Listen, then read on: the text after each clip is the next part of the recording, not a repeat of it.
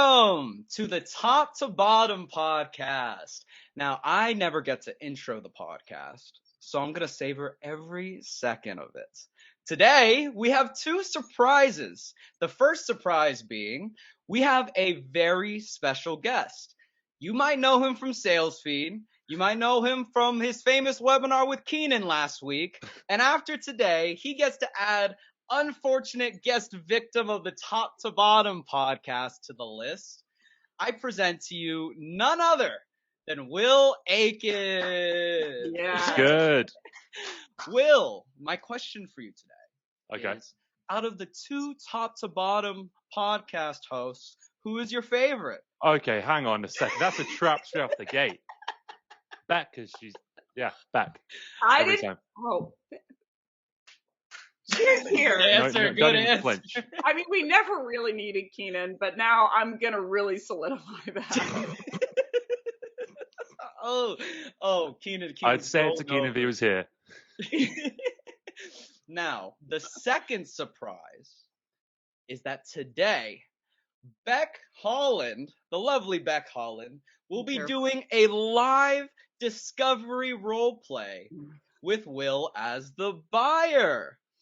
It is so much of a surprise, in fact, that not even Becc knew this about this beforehand. She's learning about this in real time. I am then. I am. So Becc, during the challenge section of this podcast, Okay. you will have the 10 minutes to sell a quit smoking program to Will, who will play as the struggling smoker. So parallel to the situation we had on the famous webinar with Keenan and Will last week. Okay. I know you're famous for diagnostic selling and selling to the unknown. So we're going to test this theory. The thing that Will already knows is that Health. obvious. Yeah. It's gotta be health. Yeah. So that he Okay. wanted to quit because of his health. So you can use anything else except that.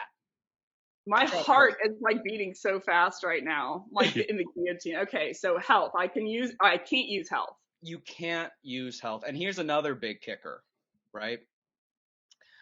You only have 5 minutes during the inbox section to go on mute and prepare while I ask Will some questions from the audience. And every single stat that you use needs to be real. So you have 5 minutes to do research on whatever you want. Okay, well that is the real surprise. That's a gift, because I was like, if they don't give me some time to research, I'm gonna murder someone. I'm not real sure who yet. Could be Keenan. Sorry, Will, it could be you. I'm not really sure. Yep. For context, I recently went back on a bad old habit of mine. I'm in the process of quitting right now. So it is a real scenario, right? So I do have real motivations. And they're not as related to health as you might think. So even though you can't use that one, you're probably saving yourself. Okay. Gotcha. So my question to you, Becc, is, are you ready? I think so. Will, are you ready for this? Yeah. I'm a horrible role player. I'm mean. I'm not gonna make it easy for you, Becc. That's okay. My default is Keenan.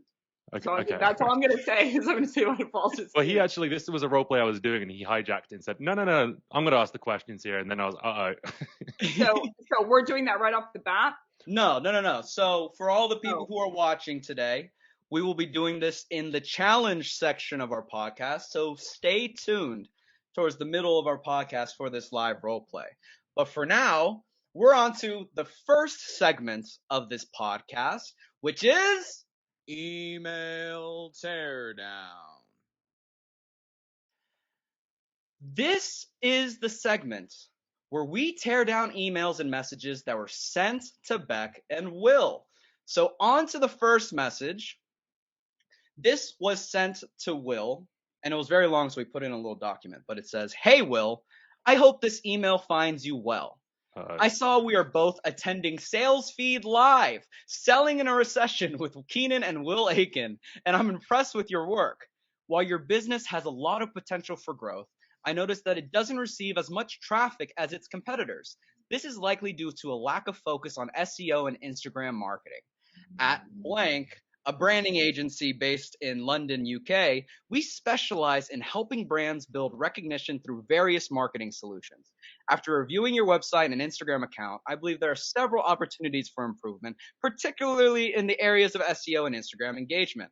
For example, I noticed that your website does not have schema markups on its pages, which can negatively impact your search engine rankings. Additionally, your Instagram account has a relatively low engagement rate compared to similar accounts in your niche. By implementing more engageable strategies such as carousels, we can help improve the growth of your account. To give you an idea of the work we do, I have included a case study of a brand we have worked with in the past. If you or someone on your team is interested in discussing how we can help optimize your website's SEO and increase your Instagram engagement to drive sales and build your brand, please let me know what your availability looks like this week. If you are not the best person to speak about this opportunity, I would be happy to speak with the appropriate individual. Oh my goodness, that was a long one, but Will, Yeah, it's what the are your first thoughts? time I've read it because I just deleted it and then I went and got it out of my trash when you told me you needed a bad email. What are your thoughts? Long. Yeah. I mean, I can go all in, but like that first sentence obviously immediately made me stop reading because, like, hey, we attended the same event that you presented at. Like, obviously, a misuse of automation there that led to that, which then led me to believe they didn't look at my Instagram account, didn't look at my websites. Everything they said afterwards, I just didn't care about, right? Mm-hmm. Because it was so blatantly automated, and even if it wasn't, it was so long that I just don't have time to read that. Like, we just took up a whole 2 minutes of this podcast trying to get that out there. Oh, Mm-hmm. 1000%. Becc, what do you think? I know you have some edits for this. Yeah. So my first one, that was a glaring issue of you're like, we both attended it. And I'm like, well, he was in it. I hope so. He was in it. So, that is definitely a low hanging fruit. Another one is, I hope this email finds you well. So I see too many pattern words here. And if you hit the pattern of a sales email, to Will's point, like, you're going to log out of the email. So hope this email finds you well. Just checking in, just circling back, just bubbling this to the top of your inbox. Happy Monday. Hope you and your kids are safe during these uncertain times. Looking forward to it. Quick chat, brief intro, 15 minutes. I'd love to. SEO, end-to-end, optimization, ROI. We help. Here's our case studies. We help blank do any of that. You're dead. You're You dead. know all the buzzwords. I am the buzzwords, Will. Well, to your point, it's like there's a spam filter that stops you getting into people's inboxes if you are sending spam. There's a mental one as well, and all of those words trigger that mental spam filter. So people just I love push it that. away. I love that mental spam. Because you hit any of that, and I'm like, salesperson, so now I know how to categorize this. So I'm like, it's out. Now I will say the one thing I think they did well was to your point, they mentioned a lot of things that made me believe that they did homework. Like they mentioned, like this middle paragraph. I noticed your website doesn't have schema markups. Additionally, your Instagram account has a relatively low engagement rate and especially this competitive one. I noticed it doesn't receive as much traffic as competitors. So like, first of all, Brendan, don't blow it in the intro by saying, I noticed you attended when he was on it. Mm-hmm. But I'm like, but if taking that line aside, if they would put some detail behind it, I noticed these three, I don't notice you don't have any schemas, but like what the engagement rate is, what competitors are you talking about? What is their engagement? And then I believe, like, cause the competitive thing, I'm like, what are you going to say, Will? Well, if they had listed two competitors, then I would have actually like really, I would have forgiven everything else. I would have been like, yeah, you're right. That would have made me feel a little bit insecure maybe. But the fact they didn't, like, I feel like this is a really, really, they're trying really hard to make an automated message look not automated. To me, that's what that reads as. So I'm guessing, I'm like, so I just add some stats, but from a high level approach, I would say it's valuable. Just add in the statistics. That's what you'll get if you, I know. Well, welcome to Top to Bottom. It's Okay. Welcome to Top to Bottom. The stakes were just raised. All right. Yeah. Are you okay? Are you okay? I'm okay. It didn't come through too loud on the. Do you want a trauma bond later? Because maybe. I think so. I think we need. You went through a webinar with Keenan. I live in a webinar with Keenan. Yeah, we'll go have a cigarette. All right, that sounds good. I'm going to start smoking. I'm going to sell you out of it, but I'll subsume the habit. Well, with that, we are on to our next segment of the podcast, which is Sales Mythology. This is the segment where we demystify common myths in the sales industry. So the first sales myth, we're going to start with you, Will, Okay. is pains and problems are the same thing, Okay. and impact and outcomes are the same thing. What are your thoughts? Okay. So this is something that I've seen both Becc and Keenan go on hard about problems not being pains. I don't know if it's like a vocabulary thing, but like I've always kind of just used the words interchangeably, right? So I know that Becc wouldn't agree with that, but to me, I'm like, okay, a problem, a challenge, a pain, they all kind of mean the same thing to me. But maybe the way that I've learned recently is that a pain is more symptomatic or catered to the individual, whereas a problem is more overarching. Mhm. But yeah, they're all negative words to describe something that's going wrong in my mind. Now, an impact and outcome are definitely different. The impact, I would say, is more related to the problem. Like is the impact of the problem that they're having? What's that doing to them? What's the emotional, monetary impact that's having on their life? The outcome would be more so what's going to happen if that gets solved. What's the outcome of solving that impact of that problem? You're talking about future state there in my mind. What about you, Becc? What do you think about this? Yeah, to Will's point, they are in the market used. Will's like, he's like, they are used interchangeably. And to me, the difference between a pain and a problem is pain's going to be any negative experience, and to your point, symptomatic. And a problem is going to be anything you solve or solve for.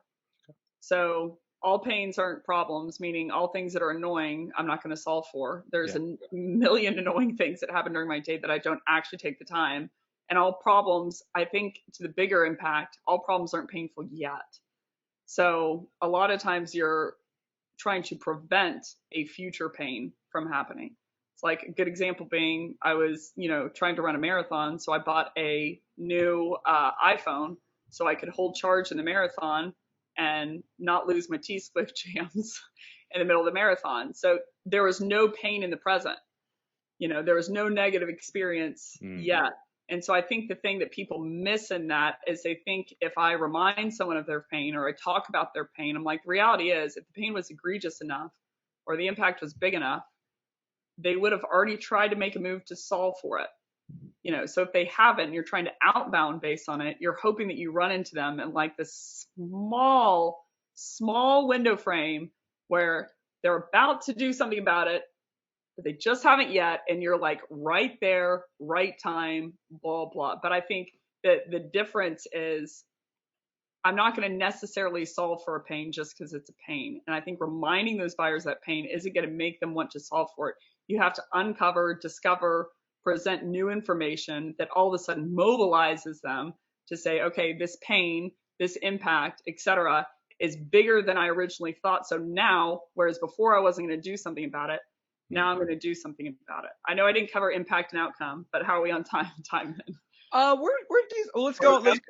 We have two more, so you have the choice to either go on impact or outcome, or we can move on to the next I'll one. give 30 seconds on impact and outcome. To me, the difference is impact is just going to be basically the interaction, two forcible objects, like what's going to happen to the person if they don't solve the problem. It could be positive, it could be negative, could be either. Typically, people are going to solve for the negative. But an outcome to me is the thing that they want to solve to avoid the impact or inherit the impact. So like if I have a threat in mind, for instance, then, or if I have the marathon in mind, the impact that I'm worried about is like, okay, I lose charge in the middle of the marathon. I can't listen to Taylor Swift. I have to walk off the track. And the impact to me, true story, was I'm like, I feel like a fake for the rest of my life. That I couldn't run that marathon and that I'm not the kind of person that could do that. But the outcome that I solved for in that moment was I need to buy the phone so that my future state is rendered in a way to where that impact doesn't happen. So to me, the difference is the outcome is the way that you're solving to prevent or to inherit the impact. So we're in definitionville, so I'm going to be quiet so Will doesn't fall asleep on his first podcast. Well, we're on to He fakes it. He fake falls asleep. And that's my warning that I have about a minute and a half. well, the second sales myth, Mhm. Beck, just is solution-centric triggers is how I can influence the sale. Would you like to start on this one, Beck, or should I post it up to Will? Your choice. Come on, let's hear it. Let's hear it. I want to hear your take. So to me, there's two types of triggers that will make someone solve for something. It's either a solution-centric trigger, meaning a trigger about your product, the amount of time, the amount of money, so you could decrease your pricing. And that's where reps live, breathe, eat, and die. You know, how easy it is to solve using your solution, how much time the solution's available. And so reps think in their head, the only way to mobilize this person is to affect one of those.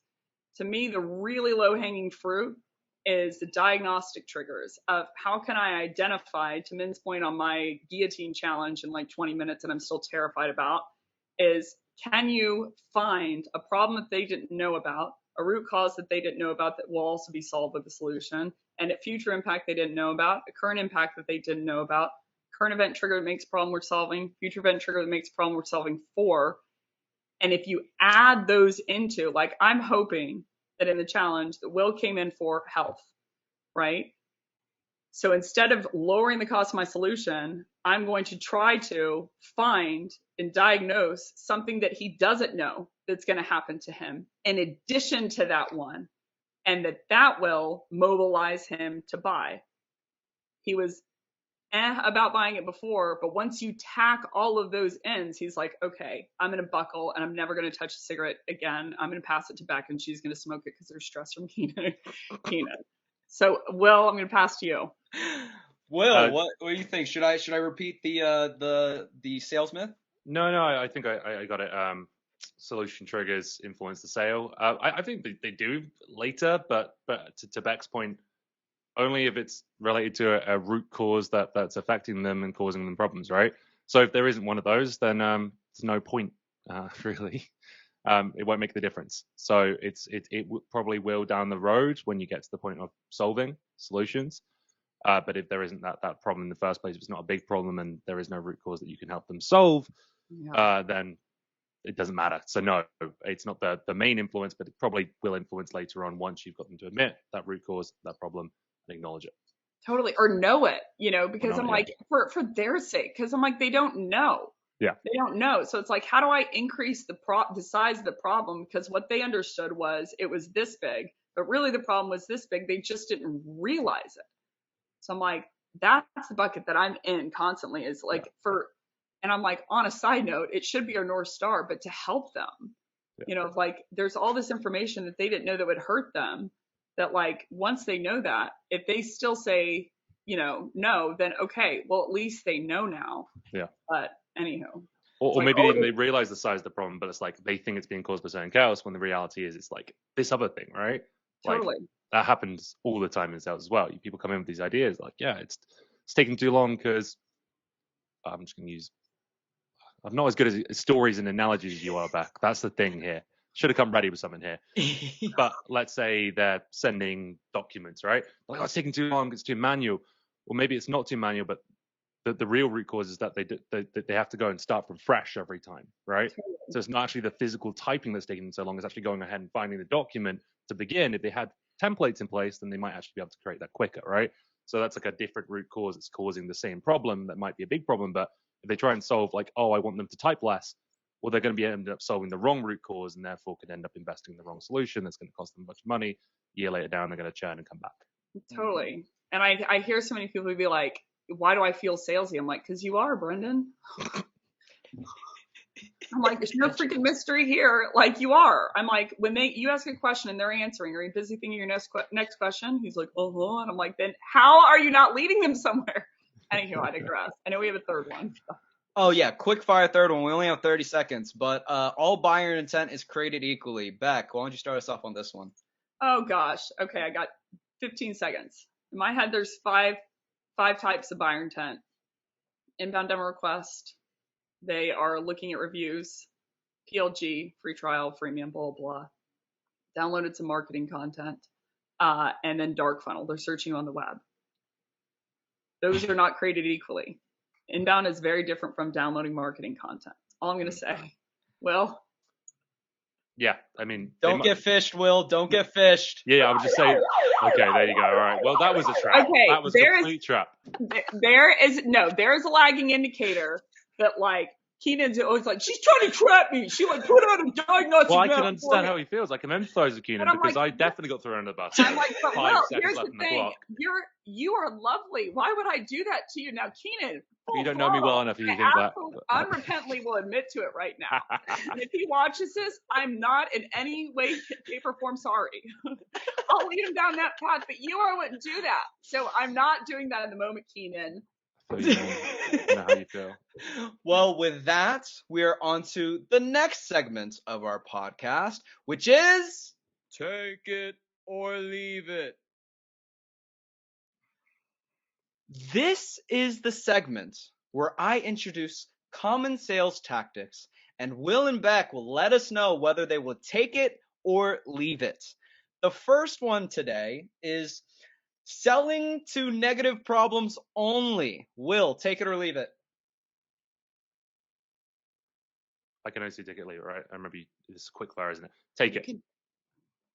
Take it. Why so? Why so? Okay, so you want me to? Okay, I believe that people are much more motivated if I could. Not to say that people won't buy because of a potential gain, but generally people I find are much more scared of running away from something bad happening to them than trying to realize a gain. A lot of gain is skeptical. A lot of gain is salespeople like manipulating the numbers, saying you could improve your profits by 50%. To me, a much more impactful way of putting that is like, oh, you could live 5 years longer. Well, do you know what's more motivating than living 5 years longer? Not dying 5 years sooner. Mm-hmm. So I feel like any gain can be positioned in a loss way that will motivate the buyer in a different direction. Mm-hmm. The reason the gain isn't happening is because of a problem stopping them from getting to that. I want to focus on the negatives. I just feel like that motivates people more. Mm-hmm. Got you, Becc. What do you think? Take it or leave it? By the way, Will, you can do a TVIT. Keenan's not here, so he's lost relinquished rights for quite a while. So you can do a TVIT. It's my personal favorite. Okay. So mine, I would say if it's selling to negative problems only, I'm going to be a leave it. But I think to Will's point, the majority of the time, it's going to be a negative problem. There are a few cases of positive problems, like an opportunity, and I'm going to say that they're past metric, but they're going to double down. There's always that one chump on a game show that's like, you can double your $15,000 by one question, you'll wipe it out.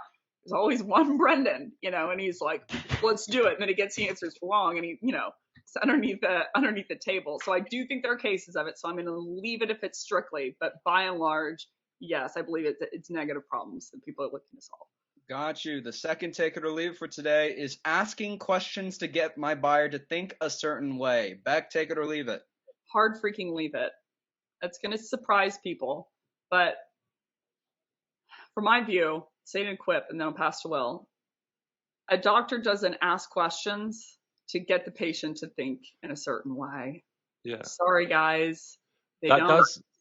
I find anytime sales tactics or teachings sound manipulative, that they're probably wrong. And to Beck's point, like, I'm not trying to manipulate someone into having a problem. I'm trying to get them to realize what's true based on facts, based on reality. Sorry, Amazon's going on in the background here, but hey, yeah, I think like getting my buyer to think a certain way just sounds really salesy and manipulative. So it's just like, and that's why people they struggle selling, because they're like, how do I get my buyer? I'm like, Brendan, just diagnose. It's way faster. It's way faster, way easier. And then to your point, like they're already on high alert. You're a salesperson. Mm-hmm. So like the more manipulative, and they know when you're like, and they can read it. Yeah. What's the impact to you, Will, if you continue smoking? And you're like, I don't freaking know. Like, and you shut down, and you should. So I'm like, we've got to get out of manipulation game, making someone feel heard, being kind, personal, having empathy. And I'm like, to what? To get them to open up so you can close them? Mm-hmm. Mm-hmm. To what? To what? And I'm like, now, if your goal is to diagnose, do doctors have bedside manner? Yes. But if your goal isn't to diagnose, you're like, what question? If you're asking me the question of after I get them to open up, what question do I ask then? Then I'm like, you cannot ask that first question then. Like, because your goal was never to diagnose. But anyway, Brendan getting some heat. I'm assuming you already explained your answer. I'm assuming you're a leave it, Will. Yeah. 100%. Okay, so the last take it or leave it for today is telling your buyers, let me know how I could be of help to you. Take it or leave it, Will. Leave it. Can you imagine to Peck's analogy, a doctor being like, let me know how I can help you? I'm like, no, I came here for you to tell me what's wrong with me and how I can be helped, all right? Like, I'd be like, what do you mean? What? Yeah, I think this is like lazy selling. Let me know how I can be helpful. No, you tell them how you can be helpful to them, or if you can't, then tell them that you're not. Like, that you just leave it, right? So leave it. What about you, Becc? Take it or leave it. I'm gonna leave it too. It's a command. It'll flip them into child ego state and they'll rebel. Yeah. But on a side note, to Will's point, brilliant point, I'm like, come on, guys, just ask yourself, does a doctor do it? Does a doctor story tell? No, you got to do the WWE. Do they? What would a doctor do? WWD. Yeah, would a doctor do it? Oh. Would a doctor story tell? I mean, would they, guys? Would they story tell? Hey, I helped this patient and anywho, I'm past the horn. It's now stats time. I'm going to go into my book dungeon now. Yes. So during this next segment, which I will introduce, Becc, feel free to go on mute, do your research, whatever you can, just let you know that when you hear the siren the next time, that it's game time. You ready? Game time. I'm terrified. I'll see y'all in 5 minutes. Okay, sounds good. Well, hey, in the meantime, our next segment of this podcast is the inbox. Okay, let me switch it out so Becc can be on the bottom for this segment. But this is the segment where Will answer questions from our audience. And for that, we have the support of our trusty mailbox. And the mailbox is a paid actor. Okay, the first question is from Catherine Burns from Salt Lake City, Utah. She asks, I've been in the sales industry for over 20 years, and I've seen my outbound email open rates diminish from over 70% back in the early 2000s to under 20% currently. Does this mark the end of emails as a worthwhile outbounding strategy? Well, what do you think? Bloody hope not, because the company I work for is all about outbound emails. I think what the experience there is a symptom of all the other things that are going on. Especially over the past 3 years, these big automation sales engagement platforms have enabled reps to send emails like marketers, like blasting. And that's had two major effects. Number one, deliverability is at an all-time low. Your domain reputation could be in the trash. And if your open rate is going down, then often that is a direct sign that your emails might be in spam. So at that point, I would go back and actually look at what might be causing that, research what got emails into spam. It might be your domain reputation. If you've been sending too many emails, then that can go down. Gmail and Outlook are getting stricter on these things. You could be using words that trigger spam filters like save, opportunity, income, anything like that. Sounds like a marketing email. So cut all that stuff. But a few other things as well. But also people are getting more emails, right? So there's the real spam filter. And then again, as I mentioned earlier, the mental spam filter. You need to do a little bit more these days. Your emails need to be shorter than ever. They need to have really short subject lines that read like an actual email rather than a marketing or sales email. Just basically try and avoid any kind of sounding like a marketing email. And we all know what they look like. They're like double the size of your income in just 3 weeks, right? Cut it. So yeah, I'd be really diagnosing. But if open rate is the main metric that's been going down, then there's probably two things causing it. Number one, your email subject lines aren't doing the job, or you end up in spam, in which case I would look into spam because that's a topic that we could spend an hour talking about. God, okay, we're on to our next audience submission, and this one is from Aaron Garza from San Antonio, Texas. I think this would you're going to be particularly apt at answering this one. Let's go. As the future of sales moves completely over to virtual sales cycles, AI tools, and outbound automation, how will that affect the human aspect of sales? And is there any place for relationship selling anymore? Yeah, to the same tune that I was just strumming.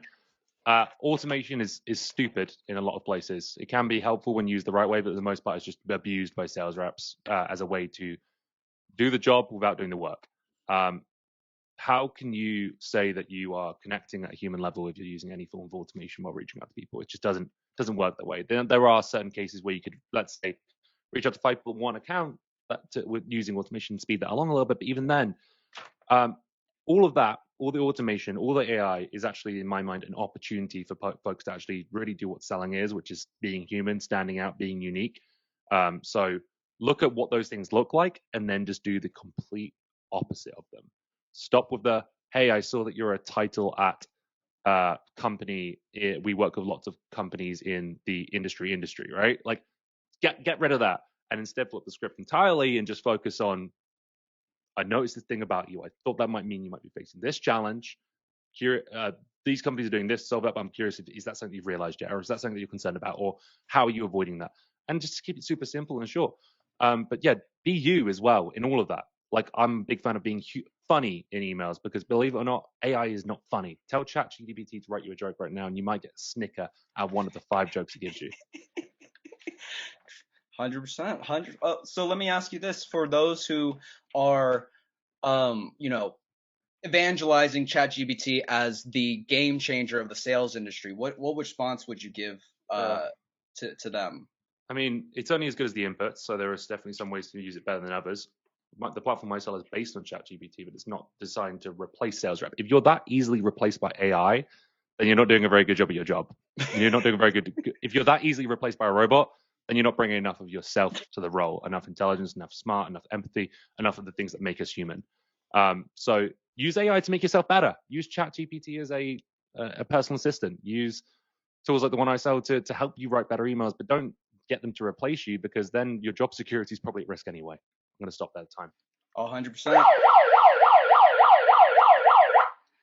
Beck. Will, thank you for answering our questions today. But Beck, are you off of mute now? Yeah, I blacked out. Putting together my. That was short. So this next scene, I'm going to just put y'all two on the screen. Okay, so just so I get the rules straight. So I can't hit on health. All stats have to be real. All stats have to be real. And that's it. Yes. And you know the case, right? Smoking, right?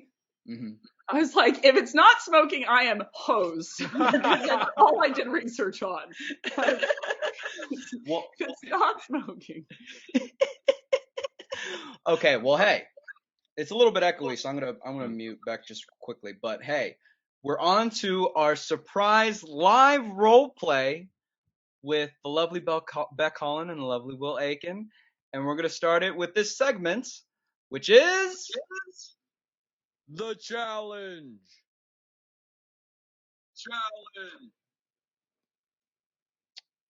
Okay. So thanks for meeting with me today. Well, you're welcome. I am going to ask you 3 sections of questions, if you wouldn't mind giving me the answers, and then we can go into afterwards potentially what a step forward would be if you wanted to take one. That sound good? Sounds great. Okay. Sounds great. Okay. So first off, does your you mentioned you were married? Does your wife smoke? No. Okay. Does she ever say anything about you smoking? Yes. In the past, it's been part of the reason I quit in the first place was because it was she didn't like it. We had to kill them away. So. What does she typically say she doesn't like about it? A few things. She's never been a smoker herself, so she doesn't really get it. She doesn't like the fact that I'm compromising my own health. She doesn't like the way I smell. Mm-hmm. Okay. And how often would you say that she comments on it per week?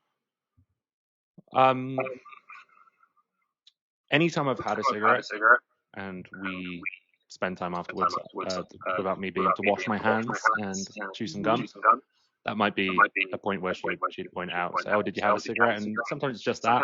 Sometimes it's that with a little bit more attitude.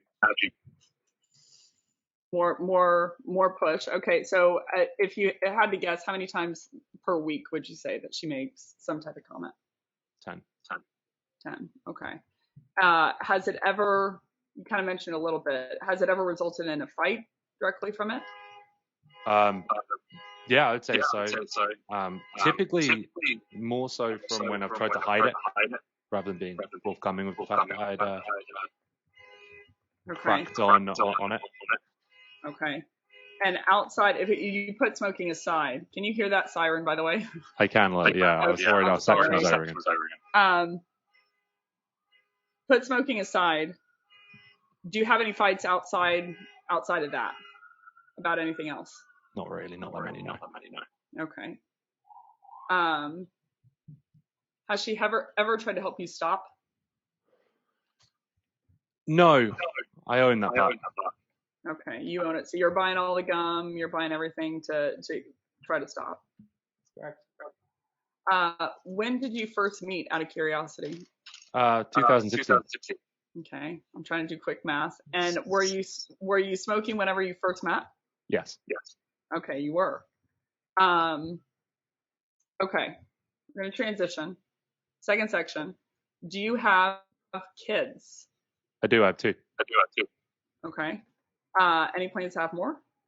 No. Okay. And out of you and your wife, are you a single wage earning family? Is it just you, or just you or two?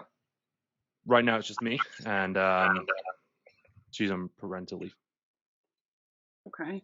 And post taxes, mortgage, food stuff, ballpark, what percentage would you say is disposable income? 50%. 50%? Well, I think I'm going to marry you. I'm a cheapskate, but I do well for myself. Oh my gosh, hold on. My TV just went on. Hold on. Pause the Everything time. is going on.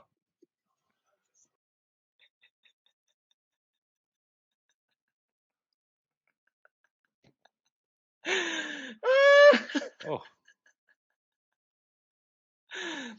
Beck, Okay. I can't pause the timer, but I can give you some extra time once it goes down to 0. So please continue. Do you and your wife go to college? We did, yeah. But Okay. Do you plan on encouraging your kids to go to college? Yeah, I'd say so. Do you currently have a savings plan in place to help support them to go? Yeah, I do. You do. How much do you ballpark contribute per month? Sorry. That's all right. 500 each. 500 each. Okay. How many cigarettes do you smoke per day? 10. 10. How many smoking bouts have you had in the past? Because I know that you mentioned you quit. Yeah, so I quit for the past 3 years before my son was born, and I recently started again because things got a little bit stressful with the newest addition to the family. So that's I went back on a nasty habit basically. Okay, and it was caused by what you think is stress just from adding an extra baby. Yeah, she had some health issues, and we were in and out of hospital, and I justified it to myself that this would be the time that I was allowed to have a cigarette, which that turned into 2, which turned into 3, which turned into 10. Okay. Do you smoke ever inside your house, inside your car? No. Okay. And where do you put the butts? As you can see, I'm in a very dark basement right now. The basement has a second entrance, which kind of goes under the house. So there's a drain down there. Okay. In there. You put them in the drain in the house. It's like a gutter drain, you know. So it flows out of our garden. Okay. And last section, your kids. You mentioned you have 2. How old are they? One's 3 and one's 3 months. 3 and 3 months. Okay. And your father and your mother, did either one of them smoke? They both did. They both quit. My mum went back to it recently. Okay. How long did they smoke? When did they quit? Can you walk me kind of through that? Probably like my entire life up until maybe 10 years ago. And then mum probably started again 3 years back. But my dad's off. Okay. And they're probably smoking 20 a day each, like people who were born in the 60s do. When your mom quit, why did she quit? Did she give a reason? I couldn't tell you. I never asked. Okay. I think she started vaping or something like that, and her husband did it as well, so it's probably something between them. Okay. And as far as you, when was your first cigarette? How old were you? Probably like 12. Okay. And can you walk me through kind of the situation, like how it happened? Yeah, UK's a little bit different in terms of culture. So I was getting razzle dazzled on the cans of lager from that age onwards. So you go to these parties. Sometimes there's older kids, sometimes there's not. Sometimes someone snatches a pack of their parents' cigarettes, brings them along, and you think you're cool when you're doing it. And then when I was at school, just kind of a bit of a way to rebel. I used to go behind the bike sheds and do it to feel, I don't know, like I was cool, I guess. You are cool. I know, but not because of that. It's true. So you started at 12 and then you just continued on through. Yeah, I wouldn't say I was like a real smoker until I started going to university when I was 18. And then once I had that freedom, because I was trying to hide it from my parents, once I had that freedom of living alone, I and going drinking a lot more and hanging around other people who smoked, I then took it up as a real habit. Okay. And you mentioned kind of hiding it from them. When did they first find out? Probably when just after I graduated. I was just like, you know what, I'm 21. Why am I being like this? And my stepbrother was smoking around them as well. So I just didn't see the point of fighting anymore. And when they found out, I'm imagining you just started smoking in front of them. When you found out, did they have a reaction? What was the reaction? They knew. I'm not very good at lying or hiding things. So. Okay. And did they light up with you, or? They were. Mum would have already been smoking herself, right? So my dad would have stopped by that point. So I never really rubbed it in their faces that much. So yeah.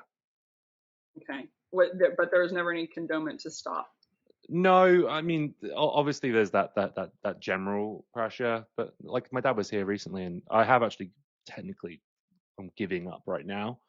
And he said, if you're going to smoke, then like I bought this carton of cigarettes for your sister at the airport because it's much cheaper to buy them there, right? Why don't you just take one of these? And I said, no, thank you. So he said, I'd rather you not smoke, but if you're going to smoke, then I'd rather you not spend what $25 a packet is right now. Okay. Two more or three more questions. Never mind.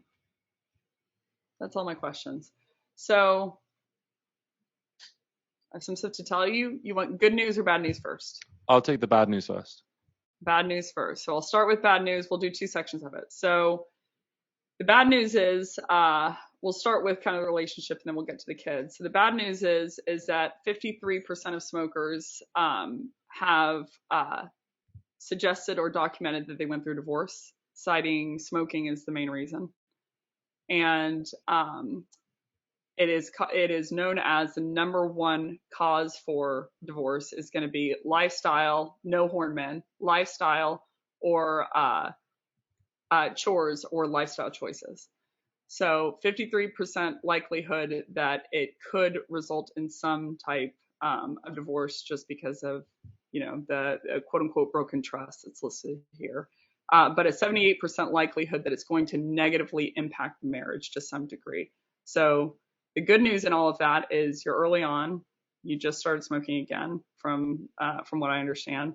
So if you were to stop now, none of those impacts will become true. Your marriage will stay as is, will stay intact, but if you were to continue, then it's likely that it would at minimum impact the marriage to a negative degree. As far as the kids, I'll start with the good news.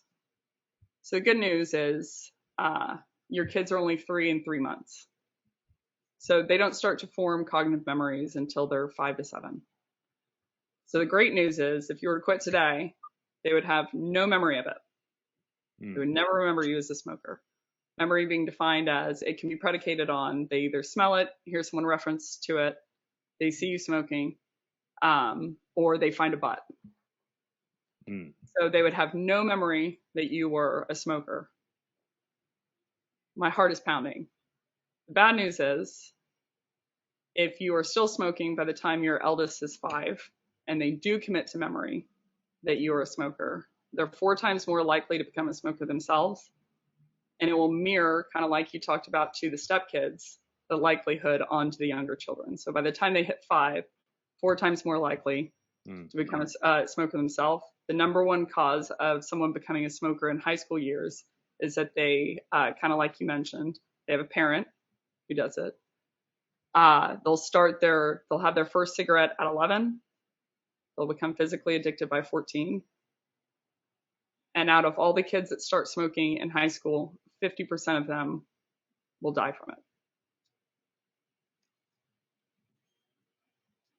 So, I was wondering where you're going with that line of questioning there as well, but wow. So how do you want to move forward? Do you want to go into options, or where do you want to go from here? Let's take a look at some options, shall we? Men, is that the horn? Yes. Wow, wow, wee, wow. Okay, so that was a crazy live role play. Do y'all have any thoughts post? I blacked out. Will, I'm going to transition to you. Yeah, I mean, to Beck's point earlier, helped me realize problems and root causes that I didn't actually think about before. So I was wondering why you were asking about my parents and everything. It seemed like a completely different line of questioning to the one that we started on with my wife. But I hadn't thought about the impact that it could have on the kids, seeing them smoking. The reason I probably smoke is I started smoking was because I was so normalized by the idea of it because I was around my parents, right? So I hadn't even thought about that. The first point about my wife is exactly where Keenan went. And that's actually my real reason for wanting to quit, because I feel guilty more than anything. I didn't tell Keenan that. He just got there by himself. Mm-hmm. So you've helped me realize a different aspect of it. So feel good that I haven't had a cigarette in 3 days. That's what's so good for you. Yeah. Let's all give a clap. We didn't need this anyway. I'm like, I'm not chewing the gum right now because this mic's really sensitive. I'm so invested in this point. So 2 things that stood out to me was, or 2 things I would warn people against is I had a second quote unquote angle planned. And that angle was, if you weren't saving for their college funds yet. Yeah. See, and that's good because I don't have any money concerns. That sounds so arrogant, but like the cost of smoking is like the least of my worries when it comes to it, right? And I know you could probably add it up, like, oh, if you do 10 a day, it's pack every 2 days. I've done that math myself, and I just don't care. Yeah. But the other things we spoke about, I do. Totally. So when you said 50% disposable income, I'm like, well, he can hit his mortgage, he can hit his rent, he's got disposable income. So that nailed out the second problem in my head. And the third problem I was going to go after was college funds, And so I'm like, okay, if he has less than a 10% disposable income and he's not saving for college now, I pulled up a ton of stats of, I actually had the most stats around this was average loan is $34K, 60.5 undergraduates say they have student loans, 21 years to pay them off. 85% will have difficulty buying a house because of student loans. 60% won't actually be able to buy one at all. 18% won't be able to buy necessities in their 20s and 30s because of student loans. But the point behind this is Will answered that he was saving for the college fund, and most reps would keep going. And I'm like, he doesn't have the problem. Yeah. So I'm like, okay, I'm going to move on. So that's the first piece in my head. But the second piece I want to mention, and this is really, I know we're in the rant section, and then Will, you can give your rant. But when I asked about his kids, and he said they're 3 and 3 months, I've seen this technique pop up where people are like, well, what are their names? And tell me about them. And they go into this bill where they're trying to get, yeah. And I'm like, it's manipulative, man. Most people don't care. Right. I'm actually enjoying the time I'm spending down here away from them right now. They're a handful, okay? So, well, I thought you meant they don't care what their names are. Let's talk about sales for now. But yeah, no, I'm totally with you on that. The classic corny, oh, so how old are your kids? Like back in the day when you had a Rolodex, you could keep a note and that actually matters to people. But these days it comes across really insincere, especially in virtual selling, I find. I find it can be that manipulation. How's Archie and Emmy today? Totally. I'll be like, they're good. Can we get to it? And the whole goal is, and I get it, like people Now you even see what TV I watch. This is so disgusting. People want to. I do not watch The Bachelor for anyone watching. I certainly don't watch The Bachelor. Cap. Okay, Becc. Point being, I'm like, when you ask for the name, if there's no use for that question, what am I going to do with that information? Nothing other than try to make Will, quote unquote, like me, which is clearly a lost cause. So I'm like, just stop asking the rapport building questions where you're like, how's your day? Blah, blah, blah, blah, blah.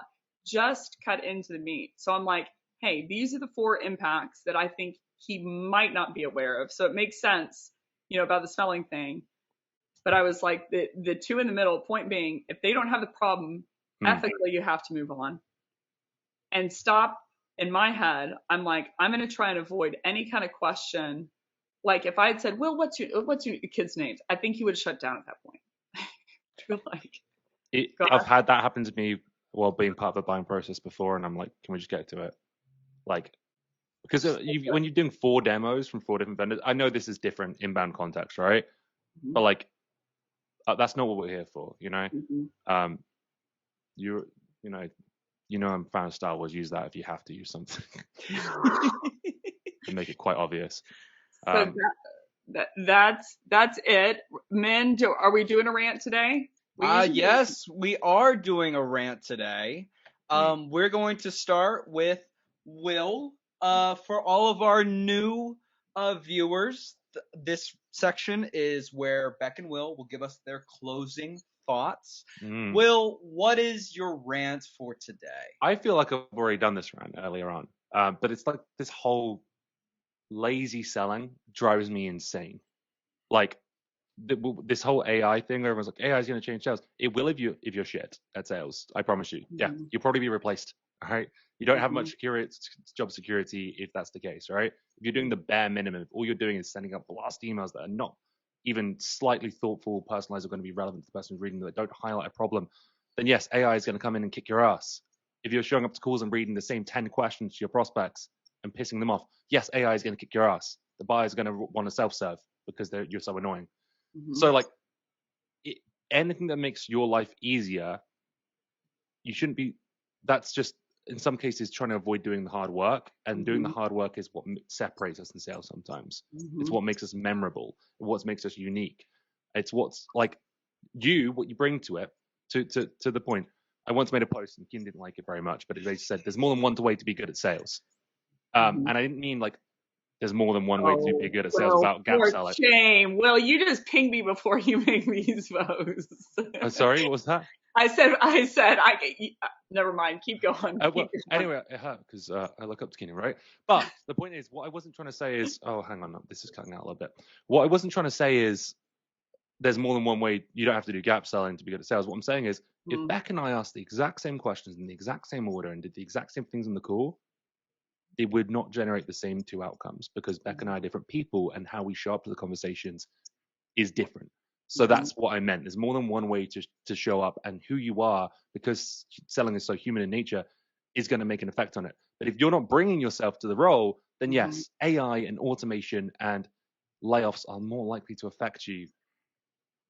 And that's all I'll say. So don't be lazy. Do the work, because it's worth it, and it stands out in a field of mediocrity. The bar is low. Just do a little bit more work to jump over it, and you'll stand out, and you will overperform. A great rant. Is that a good rant? Yeah. Great rant. Okay, cool. It was a polite rant. Like Keenan would be like, "Come on, man." Do you want me to say the F word a couple of times? Please. Like my system doesn't know how to take it. Like you got to say something that makes me relatively uncomfortable. Otherwise, we can't have podcast, guys. Yeah, like anyway, if robots can do your job, then you're nothing more than that robot. Well, thank you so much, Will, for coming on the podcast, and thank you for opening up about all that information. I know that was now people know I have money. I'm going to be helping so many sales reps. Yeah, I'm like, hey, low key, can you send over some cash? I've already leaked all of it out of Moneybags Keenan, so now I'm going to move on to you. Anyone who's selling financial advice, investment stuff, that's probably a buying trigger of some sort. Well, thank you very, very much for joining us today. It was really, really nice to get to know you and finally meet you. So absolutely, everyone who has not seen Will. Go check him out. Add him on LinkedIn. All his stuff. It's incredible. Great vibe. Insightful stuff. Thank you for coming. My pleasure. Thank you, Will. This is the Top to Bottom podcast. Thank y'all for watching. See you next week.